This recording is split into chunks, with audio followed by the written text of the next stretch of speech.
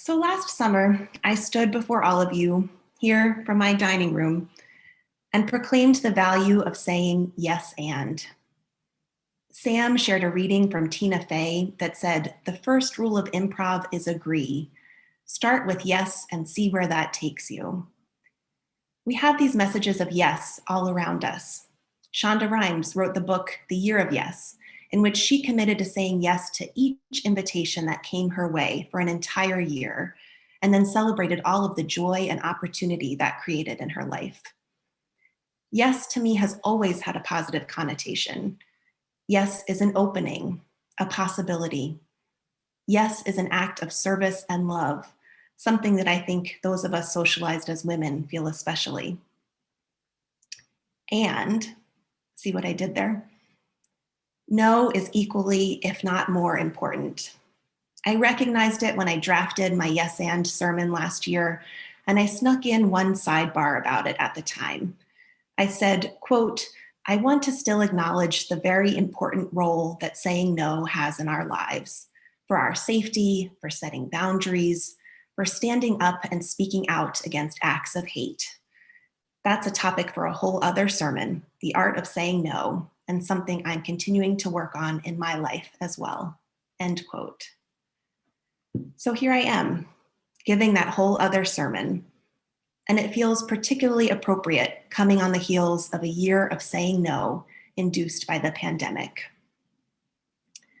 COVID-19 wrote all of us a permission slip to say no. And as an extreme people pleaser, I can't tell you what a sense of relief that brought me, especially in the midst of so much uncertainty and fear. The pandemic presented an external factor I could point to without having to shoulder the full weight of the no all on my own. It gave me the chance to practice saying no, knowing that for the most part, I would be afforded a level of grace that I couldn't always count on pre-pandemic. No hurt feelings if I didn't make it to a social gathering, although those weren't really happening anyway. More understanding and flexibility at work as my colleagues all juggled their own evolving home lives. Beyond the smaller everyday no's, I noticed a wave of big no's happening in my own life and in the lives of my loved ones. Being forced to face our own mortality and sit quietly with ourselves, we said difficult no's to live in greater alignment with our values and to make the most of our precious, fleeting time. We said no to relationships that didn't allow both people to reach their full potential for happiness. We said no to jobs that were unhealthy and unfulfilling. We, and by this we, I'm referring to many of my white siblings and me, said no to remaining complacent and complicit in upholding white supremacy and anti-Black violence after lifetimes of sheltering ourselves in our own privilege. Ironically, having my choice or sense of agency taken away by the pandemic brought me freedoms I could have never imagined. For example, and my family members joining us from the East Coast can vouch for this, I am a firm upholder of the traditions in my family, specifically around Christmas. I remember coming home from my first semester at college to find that my family had decorated for the holidays without me, and they had put everything in all the wrong places. In my mind, the dancing Santa goes on one particular windowsill, and the mantle decorations have to be arranged in just the right way. So naturally, I immediately set about reorganizing everything. I couldn't imagine a holiday celebration in which anything was different from how it's always been. And then this year came along. And like many of us, I spent the holidays physically separated from my family.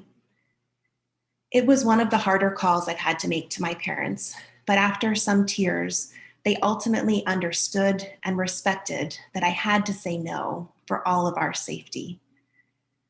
Forced to face a holiday without the traditions that bring me joy and comfort, I had to improvise. And it honestly ended up being just what I needed. Rather than having to stick to the script of what Christmas should be, I could do whatever I wanted in a way that honored me and where I was at after a particularly difficult year. I could freely choose me by saying no to the traditions and the expectations, no to putting on a happy face for others, and just do what felt right for me in each moment. And in doing so, I learned unexpected lessons about myself, my resilience, my flexibility, and my ability to tune in a little more deeply to what I'm needing. No gave me that space and opportunity. And it's something I don't want to lose sight of now that we're moving into a time with more choices available to many of us. Many of us have had our first joyful yeses in recent months, as the adults and youth ages 12 and older in our community have had the opportunity to get vaccinated. Alongside all of that joy remains trepidation, uncertainty, and some good old social awkwardness thrown in after so much time apart. We're continuing to navigate all of the consent issues that Reverend Christine preached about earlier this year. Being intentional about asking one another and respecting our individual comfort levels with things like gathering in person and hugging, as well as boundaries around masking and maintaining distance. Carrie shared how she's been navigating this in her reflection. And I invite each of you to think about, how are you showing up in these moments? What new boundaries have you put in place?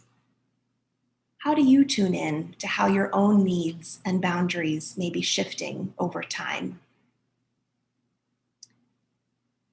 In addition to having open, proactive, and respectful planning conversations with others around our individual needs, I'm finding the need to be really intentional and honest with myself.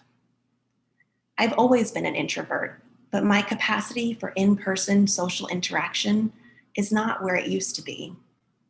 When I saw my parents for the first time, I let them know ahead of time that I was overjoyed to be seeing them.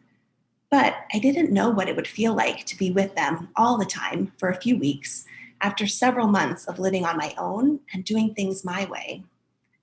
I can't imagine the old me voicing that need or boundary, and I'm so glad that I did. I can't assume that others will know where I'm at or what I'm needing.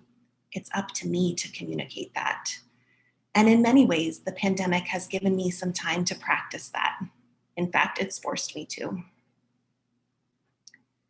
Saying no and building communities and workplaces and homes where we are all empowered to say no, and where we are honored and respected and celebrated in saying no, can bring all kinds of benefits. Greater comfort, more time, more space, more justice and equity, greater understanding of ourselves and others. I could go on and on. For me, two benefits stand out in particular: choosing and honoring myself and living authentically in alignment with my values.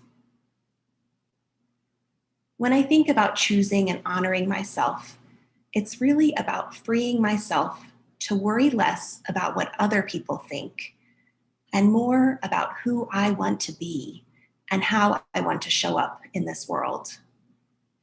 Honestly, it still feels a little selfish, since I've been conditioned to fill in what I need after meeting the needs and requests of everyone else.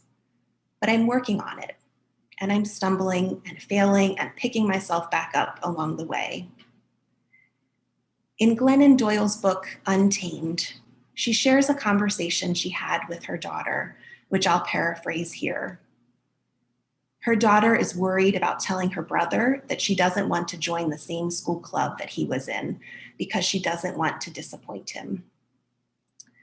Glennon replies, "Every time you have the choice between disappointing someone else and disappointing yourself, your duty is to disappoint that someone else.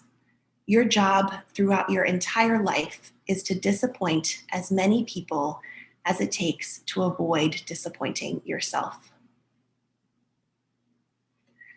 So that leads me directly into my second benefit, that saying no brings us the opportunity to live authentically in alignment with our values. I am most disappointed in myself when I don't speak up for others or for myself, when I don't live out my values. It was a real aha moment for me to realize that boundaries are deeply connected to our values. I heard Nedra Tawwab, author of Set Boundaries, Find Peace, speak on a podcast recently. And she shared that it's hard to create a boundary without knowing what your intention is. You have to have a value that links to your boundary or your no. She encouraged listeners to identify their core values in the areas of family, friends, work, travel, health, and mental health, and then use those values in each of those areas to guide the boundaries we need to set with ourselves and others. That act of naming the value, even and especially if just to ourselves, can help us to stick to our no's, even the most difficult ones. We've heard so much about the new normal at every turn of this experience. I don't know that there ever really was or will be a normal, but I do believe that there is an opportunity here to be intentional about what will best serve us individually and collectively moving forward.